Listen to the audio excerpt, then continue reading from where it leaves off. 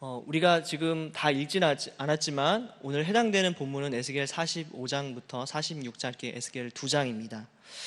이 2장이 속하여 있는 이 본문의 맥락을 조금 먼저 이해를 해야 오늘 본문이 잘 이해될 수 있기 때문에 서론 부분에서 간단하게 오늘 본문의 맥락을 좀 살펴보도록 하겠습니다.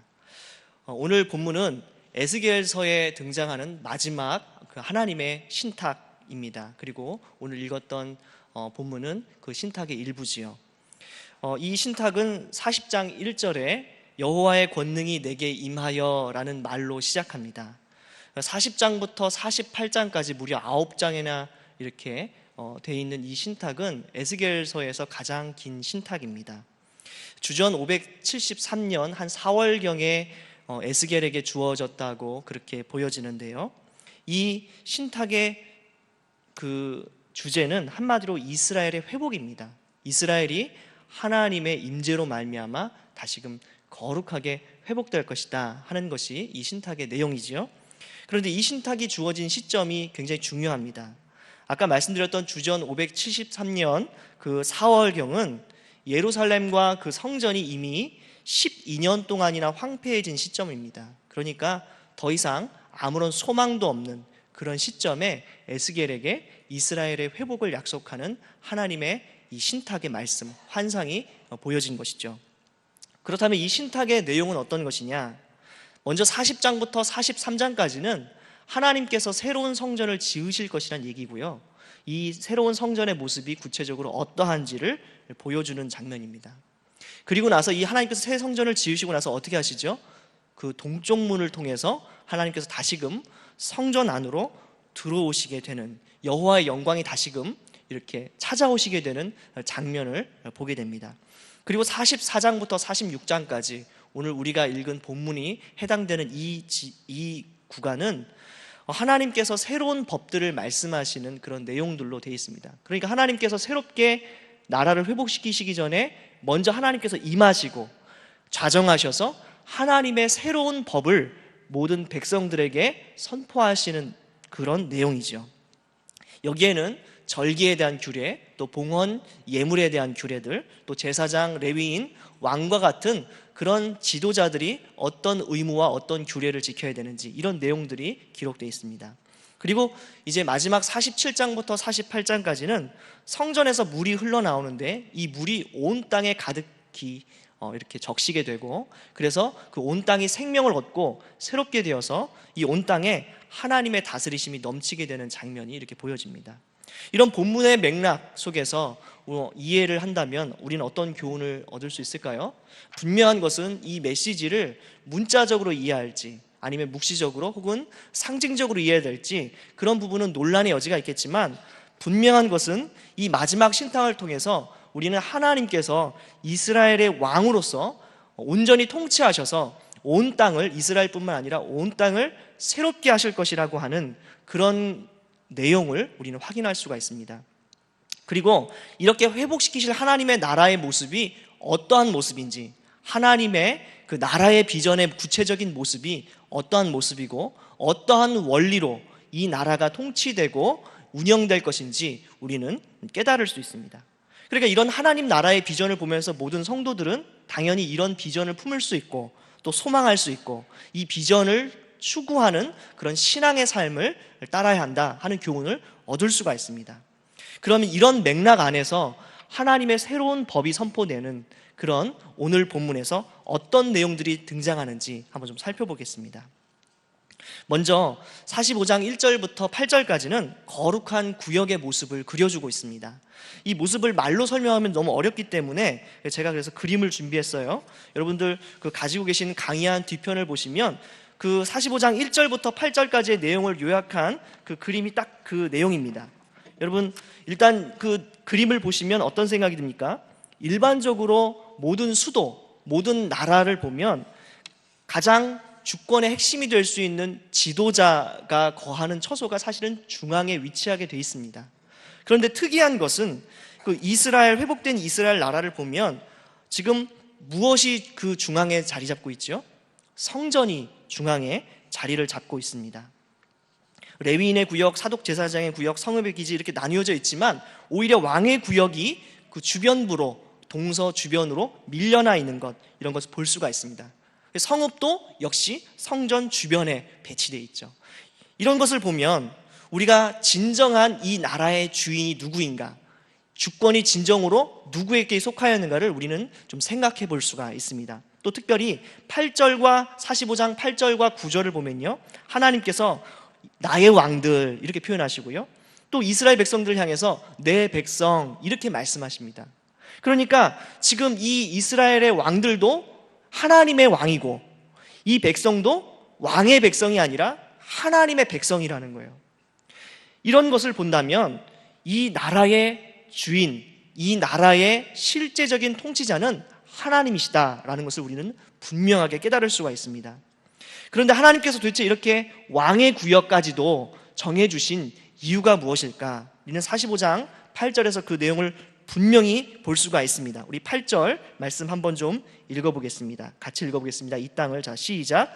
이 땅을 왕에게 돌려 이스라엘 가운데 기업으로 삼게 하면 나의 왕들이 다시는 내 백성을 압제하지 아니하리라. 그 나머지 땅은 이스라엘 족속에게 그 지파대로 줄지니라. 하나님께서 지금 왕의 구역을 정해서 왕의 땅을 특별히 지정해서 주신 이유가 무엇입니까? 왕들이 다시는 내 백성을 압제하지 아니하리라. 그러니까 하나님께서 지금 왕에게 지금 이렇게 이 땅의 구역을 정해주신 이유는 충분한 자기 몫이 있으니까 남의 백성들의 땅을 탐내지 말라는 의미로 주신 것입니다. 자기 것을 더 가지려는 욕심 때문에 백성들의 땅을 빼앗는 이런 폭정, 이런 압제를 행하지 말라는 의도로 왕의 구역을 분명하게 정해 주셨다는 거죠. 45장 9절부터 17절까지는 이제 통치자들의 통치 규례에 대해서 이야기를 하고 있습니다. 기본적으로 통치 원칙은 9절 말씀과 10절, 12절 이렇게 4절에 걸쳐서 잘 나타나 있는데요. 9절을 보면 이렇게 말합니다. 주 여호와께서 이같이 말씀하셨느니라. 이스라엘의 통치자들아, 너희에게 만족하니라. 너희는 포악과 겁탈을 제거하여 버리고 정의와 공의를 행하여 내 백성에게 속여 빼앗는 것을 그칠지니라. 주 여호와의 말씀이니라. 지금 하나님께서 말씀하세요. 통치자들아, 너에게 있는 그것들을 좀 만족해라. 이제 충분하다. 너희의 압제와 너희의 포악이 이제 충분하다. 이제는 정의와 공의를 행하여 내 백성에게 속여 빼앗는 것을 그쳐라. 그러니까 지금 통치자들에게 하나님께서 기본적으로 원하시는, 요구하시는 통치의 원칙은 정의와 공의입니다. 또 공정이지요. 10절부터 12절까지는 여러 도량형들에 대해서 이야기를 하시는데, 공정한 저울, 공정한 에바, 공정한 밭을 써라, 이런 이야기들을 하십니다. 정직하고 공정하게 행하라는 거죠.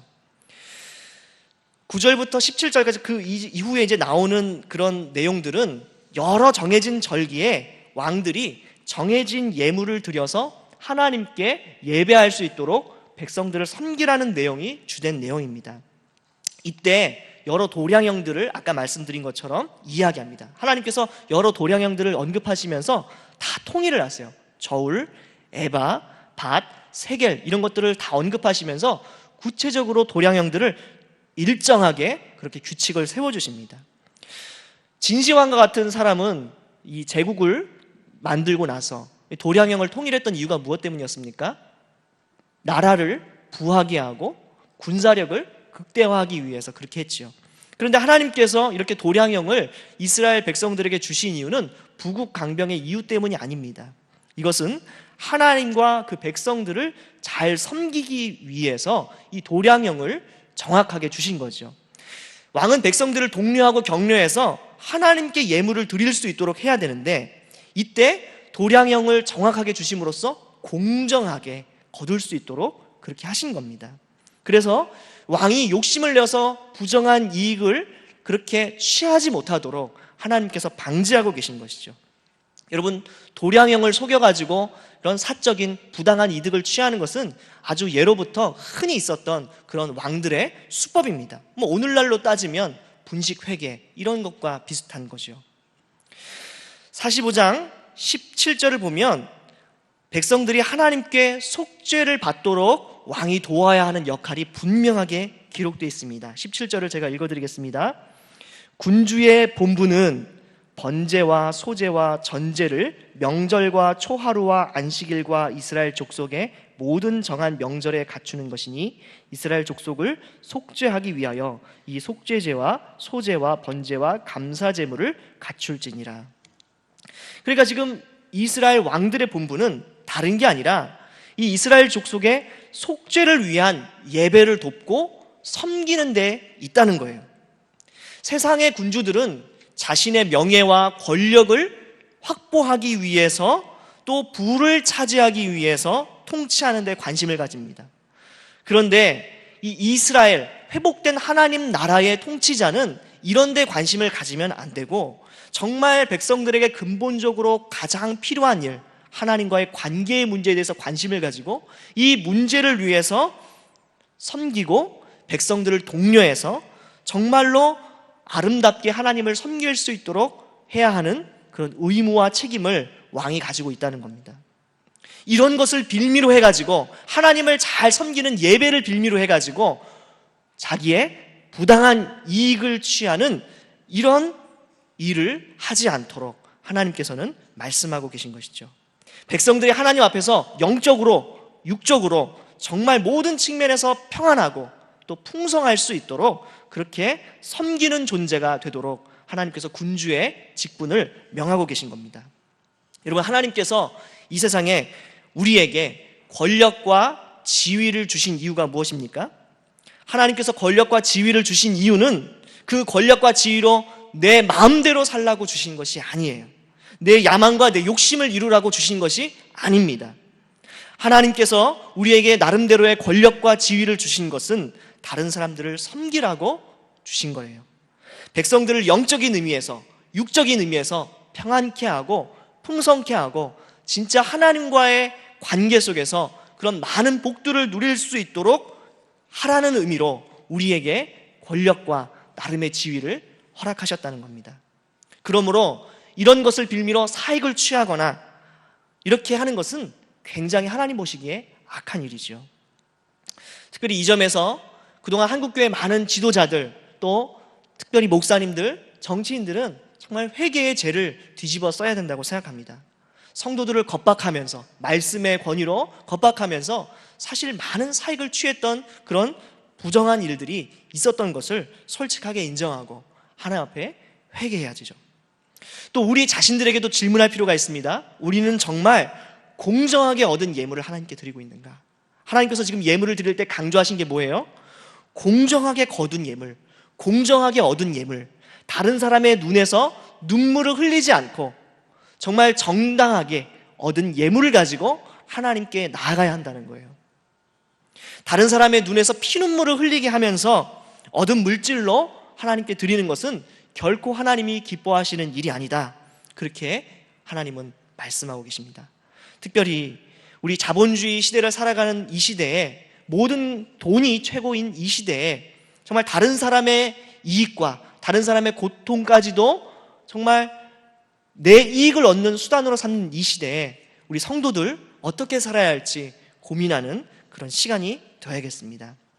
또 45장 18절부터 46장 15절까지는 굉장히 긴 내용인데요, 한마디로 요약하면 절기에 대한 규례들이에요. 근데 이 절기마다 하나님께 드려야 되는 예물이 무엇인지에 대해서 하나님께서 잘 규정을 하고 계신데요, 뭐 유월절, 또 일곱째 달 다섯째 날, 또 그러니까 무교절이죠, 무교절과 같은 거, 그리고 안식일, 또 초하루, 매일 드리는 예배, 제사, 이런 것들에 대해서 규례를 주고 계십니다. 그런데 이런 규례들에서 특별히 강조점이 무엇이냐?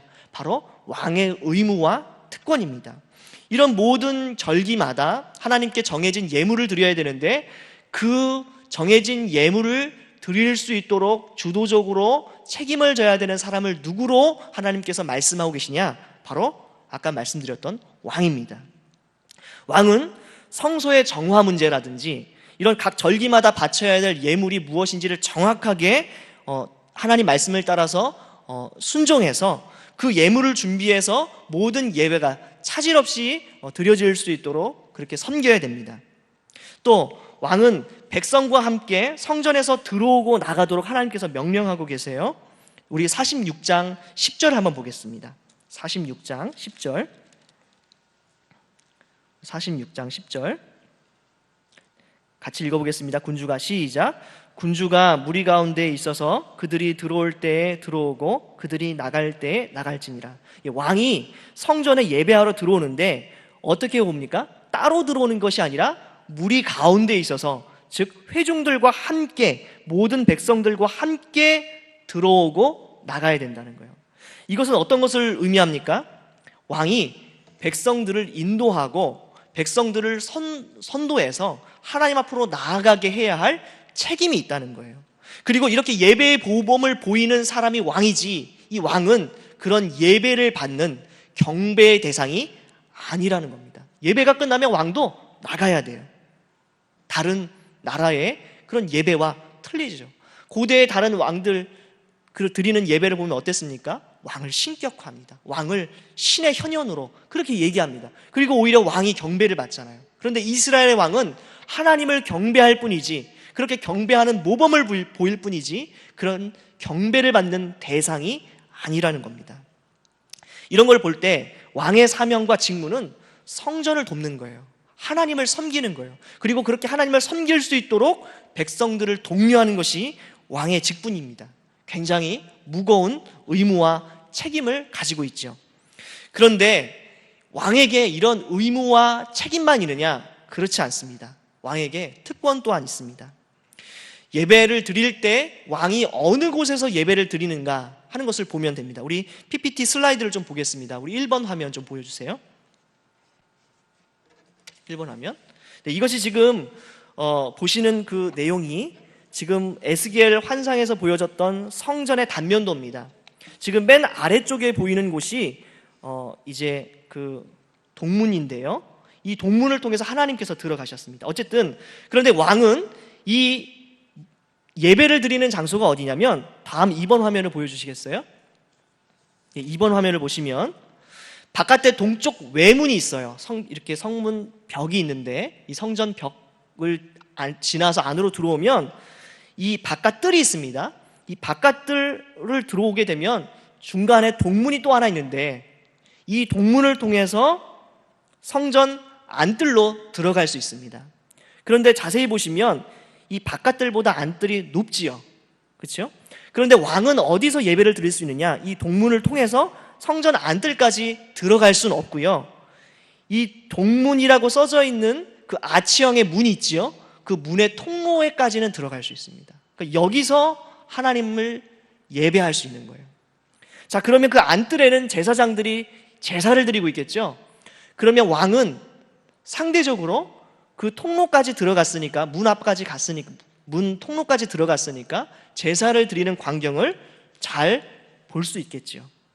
그러나 백성들의 경우에는 이 동쪽 문 바깥에서 예배를 드립니다. 그러니까 계단 아래에서 예배를 드리는 거죠. 계단 아래에서. 그러니까 백성들은 상대적으로 제사를 드리는 모습을 더 잘 볼 수 있을까요? 잘 못 볼까요? 잘 못 보겠죠. 겨우 까치발을 해서 이렇게 멀리서 제한적으로 이렇게 터널을 통해서만 볼 수 있겠죠. 이런 걸 보면 왕은 훨씬 더 많이 예배에 깊숙이 참여할 수 있었다 하는 것을 우리가 알 수가 있습니다. 또 왕은요, 제한적으로 동문을 이용할 수 있습니다. 우리 3번 화면 보여주세요. 이게 그 그림인데, 아까도 말씀드렸지만 이 맨 바깥에 벽이 있죠. 성벽이 있죠. 그 맨 바깥에 남쪽에, 아래쪽에 있는 그 동쪽 문, 이 동쪽 문을 통해서 하나님께서 들어오셨습니다. 그렇기 때문에 이 문은 아무나 들어올 수 없습니다. 오직 하나님을 위한 문이에요. 그런데 왕은요, 자원에서 번제나 감사제 같은 그런 제사를 드릴 때는 이 동쪽 문을 이용해서 들어갈 수 있었어요. 원래 평소에는 이 문을 이용하지 못하고 왕도 문 현관을 이용해서 출입했습니다. 그것이 46장 2절과 8절이 기록되어 있는데, 평소에는 이 현관문을 이용해서 들어가지만 왕이 자원에서 예물을 드릴 때는 이 동쪽 문을 임시적으로 통과해서 들어갈 수 있었습니다. 그러니까 왕이 특별한 특권을 갖고 있는 거죠. 여러분, 이런 것을 보면 섬기는 사람의 위치에 있는, 의무와 책임을 가지고 있는 왕이 단순히 의무와 책임만 갖고 있는 것이 아니라 나름대로의 특권도 가지고 있었다는 것을 알 수가 있습니다. 여러분, 섬기는 일을 회피하고 있지 않습니까? 주방봉사, 주차봉사, 또 순장, 또 여러 가지 교회의 꾸준 일들 회피하고 있지 않아요? 의무와 책임이 따르기 때문에, 부담되기 때문에 가능하면 좀 이렇게 멀리하고 싶지 않습니까? 그런데 한 가지 기억해야 되는 것은 이런 섬기는 일에 무거운 의무와 책임뿐만 아니라 특권도 그 섬기는 일에는 들어가 있다는 것을 기억할 필요가 있습니다. 섬기는 일을 할 때 이스라엘의 왕은 더 생생하게 하나님 앞에서 예배를 드릴 수 있었고, 하나님 앞에 더 정말 깊이 나아가는 그런 은혜를 경험할 수가 있었다는 겁니다. 여러분, 섬길 때 하나님을 더 깊이 만나고 하나님을 더 깊이 체험하는 것이 가능합니다. 46장 16절 18절에는 다시 군주와 또 그의 기업에 관한 규례가 나옵니다. 이 두 가지 경우인데요, 이 왕이 기업을 아들에게 선물로 주는 경우가 있고요, 또 이 군주가 기업을, 자기의 땅을 그러니까 백성 혹은 신하에게 주는 경우가 있어요. 근데 두 가지 경우가 조금 다릅니다. 아들에게 줄 경우는 이 땅이 아들에게 영원토록 상속이 됩니다. 그런데 종들, 왕의 신하나 백성에게 이 땅을 선물로 준 경우에는 50년째가 되는 희년의 때에 이 땅이 다시 종의 소유로부터 왕의 소유로 다시 돌려지게 됩니다. 그러니까 영원토록 수여할 수가 없는 거예요. 자, 그렇다면 하나님께서 왜 이렇게 왕의 땅을 백성들에게 일시적으로만 줄 수 있도록 하셨는가? 그것은 46장 18절에 그 의도가 아주 잘 드러납니다. 우리 18절 함께 읽어보겠습니다. 군주는, 시작. 군주는 백성의 기업을 빼앗아 그 산업에서 쫓아내지 못할지니 군주가 자기 아들에게 기업으로 줄 것은 자기 산업으로만 할 것임이라. 백성이 각각 그 산업을 떠나 흩어지지 않게 할 것임이라. 네, 여러분, 고대의 왕들이 자기의 권력을 유지하기 위해서 백성들의 충성심, 신하들의 충성심을 얻기 위해서 가장 많이 썼던 방법이 무엇인가요? 재물을 주는 겁니다. 땅을 주는 거예요. 그런데 그러다 보니까 이 왕들이 좀 더 많은 땅을 확보하는 것이 자기의 권력을 유지하는 데 유리하겠죠. 그러니까 처음에는 자기의 땅을 백성들에게 줬는데 이 땅이 모자르게 되면 어떻게 됩니까? 무리하게 정복 정책을 펼쳐서 땅을 확보하든지, 그래서 백성들로 하여금 피 흘리게 하든지, 아니면 백성들의 땅을 부당하게 빼앗아서 그 땅을 자기가 원하는 사람들에게 주게 되는 일이 발생하게 되는 거예요. 하나님은 이것을 잘 아셨습니다. 그래서 왕도 자신의 기업을 다른 백성들처럼 확실하게 보장받을 수 있도록 하셔서 왕이 다른 사람들에게 속이거나 압제하는 일을 하지 않도록, 무고한 백성들의 땅을 빼앗는 그런 고통을 주지 않도록 하나님께서 방지하고 계신 겁니다.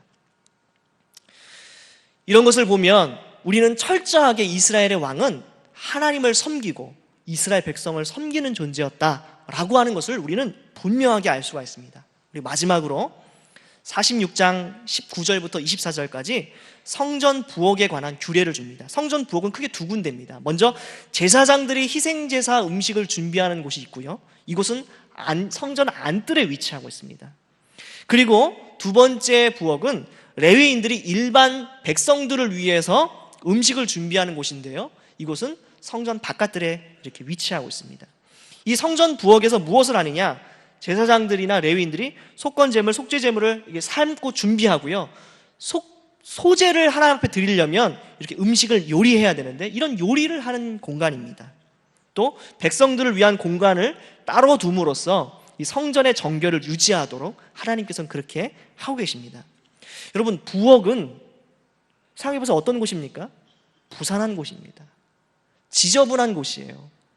그런데 이 부엌과 같은 곳이, 이 부산한 곳이, 지저분한 곳이, 다소 시끄러운 이 장소가 성전의 일부였다라고 하는 것을 우리는 기억할 필요가 있습니다. 뿐만 아니라 하나님은 이곳을 거룩하다, 그렇게 인정하고 계신다는 거예요. 성소에서 비록 떨어져 있지만, 거룩한 예배를 드리는 장소에서는 좀 떨어져 있지만, 이곳 역시도 거룩한 곳이고 거룩함을 유지해야 하는 그런 장소인 것이죠. 왜요? 제사를 드리는 제단뿐만 아니라 이곳에서 제물을 준비해서 하나님 앞에 가져가기 때문에 이곳 역시도 중요하다는 거예요. 여러분, 혹시 우리는 예배 시간, 예배 현장, 이 예배당, 이런 시간만을 거룩한 것으로 그렇게 오해하고 있지 않습니까? 그러나 예배를 준비하는 그 시간, 예배를 준비하는 장소, 예배를 준비하는 우리 삶의 현장도 굉장히 중요하다라는 거 하는 것을 생각해 볼 필요가 있습니다. 왜 그렇습니까? 우리의 삶의 현장에서 우리가 준비한 하나님의 순종을 통해서 우리는 하나님께 나아가고 예배하기 때문에 그렇습니다. 이것이 바로 우리가 하나님 앞에 드려야 할 예물이지요. 더군다나 하나님께서는 모든 곳에 계신 분이에요. 그러니까 단지 이 예배당뿐만 아니라, 예배를 드리는 이 시간뿐만 아니라 우리의 모든 삶과 현장이 하나님께 속하는 그런 거룩한 장소, 시간이 될 수 있도록 노력해야 된다 하는 것을 생각해 볼 필요가 있습니다. 또 여러분, 때로는 우리가 예배 시간에 하는 봉사만 거룩한 봉사와 섬김으로 오해할 수 있습니다. 대표 기도를 한다든지 저처럼 이렇게 설교를 하는 그런 일들만 하나님을 섬기는 일로 오해할 수 있어요. 그런데 하나님께서는 그렇게 말씀하지 않으셨습니다. 예물을 준비하는 그 부엌, 그 일도, 그 주방 일도 하나님을 섬기는 거룩한 일로 말씀하고 계십니다. 여러분, 예배를 위해 준비하는 모든 허드렛 일, 똑같이 설교처럼 귀한 일입니다.